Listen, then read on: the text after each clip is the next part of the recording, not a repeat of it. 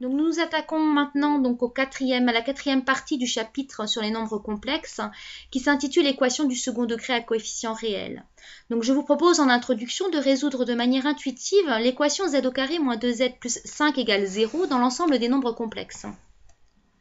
On a un discriminant lié à cette équation du second degré. B au carré moins 4ac, c'est-à-dire le carré de moins 2, moins 4 fois 1 fois 5, ce qui nous donne 4 moins 20, ce qui donne comme résultat moins 16. Dans l'ensemble des nombres réels, moins 16 ne peut pas être un carré, car un carré est toujours positif. Donc du coup, vous saviez comme conclusion, on avait cette équation n'admet pas de solution réelle. Donc ça ne change pas, sur l'ensemble des nombres complexes, cette équation n'admettra pas de solution réelle. Mais elle va par contre admettre des solutions complexes. Alors comment déterminer ces solutions complexes? On va s'aider des formules que vous avez vues l'année dernière. L'année dernière, vous avez vu que quand on avait donc un discriminant positif, on avait deux racines et qu'on les obtenait en faisant moins b moins racine carrée de delta sur 2a et moins b plus racine carrée de delta sur 2a. Et bien là, on va fonctionner de la même manière. Et à ce moment-là, ce serait quoi la racine carrée de delta dans l'ensemble des nombres complexes? Donc la racine carrée ici de moins 16. Alors 16, vous savez que c'est un carré, c'est le carré de 4. Et vous savez que moins 1 est le carré de i. Ce qui fait que moins 16 peut s'écrire comme étant le carré de 4i. D'accord?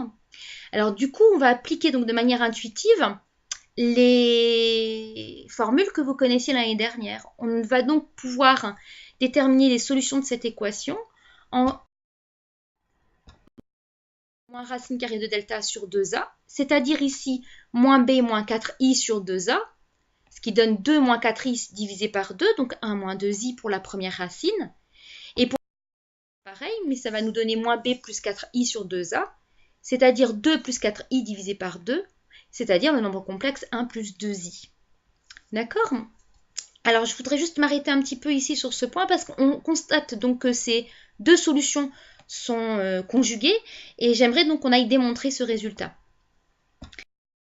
Je vais partir du résultat suivant. On va donc déterminer le conjugué de z au carré moins 2z plus 5. Par propriété sur le conjugué, on a vu que le conjugué d'une somme, c'est la somme des conjugués. Ça peut donc s'écrire au conjugué de z au carré, moins le conjugué de 2z, plus le conjugué de 5. Or, par propriété des conjugués, le conjugué de z au carré, c'est aussi le conjugué au carré. Le conjugué de 2z, c'est aussi 2 fois le conjugué de z. Et le conjugué de 5, c'est 5. Ce qui fait que le conjugué de z au carré moins 2z plus 5, c'est le conjugué de z au carré moins 2 fois le conjugué de z plus 5. Donc si z est solution de l'équation z au carré moins 2z plus 5, ça veut dire que z au carré moins 2z plus 5 égale 0. Donc le conjugué de z au carré moins 2z plus 5, c'est donc le conjugué de 0, c'est donc 0. Et d'après ce qu'on vient de démontrer, ça veut donc dire que le conjugué de z au carré moins 2 fois le conjugué de z plus 5, ça fait 0. Autrement dit, si z est solution de l'équation, z bar est également solution de l'équation, puisqu'on vient de vérifier qu'en remplaçant z par z bar dans l'équation, on tombait bien sur 0. Que lorsque l'on a une racine complexe qui est solution d'une équation, est également solution de l'équation. On a donc le théorème suivant. Alors, dans l'ensemble des nombres complexes, l'équation az au carré plus bz plus c égale 0 admet, si delta égale 0, une seule solution, comme sur l'ensemble des nombres réels. Cette solution se notera donc z0 et se calcule avec l'aide de la formule moins b sur 2a, comme sur l'ensemble des nombres réels. Et cette solution est donc un nombre réel.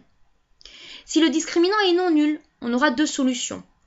Ces deux solutions seront réelles si le discriminant est positif, comme sur l'ensemble des nombres réels. Et donc on calcule en faisant moins b, moins racine carrée de delta sur 2a, pour z1, et pour z2, moins b plus racine carrée de delta sur 2a. Elles seront complexes conjuguées si delta est négatif, et donc les formules théoriques sont les suivantes. Pour z1, moins b moins i racine carrée de moins delta sur 2a, et pour z2, moins b plus i racine carrée de moins delta sur 2a. Si on note z1 et z2, donc les solutions de l'équation, avec éventuellement z1 égale z2, alors pour tout nombre complexe z, on a la factorisation suivante. Le polynôme az carré plus bz plus c se factorise sous la forme A, facteur de z moins z1, facteur de z moins z2, ce qui est conforme à ce que vous avez vu dans l'ensemble des nombres réels. Sauf que donc dans l'ensemble des nombres réels, on avait donc 3 cas. Soit on avait 2 solutions à l'équation, soit une solution, soit aucune solution.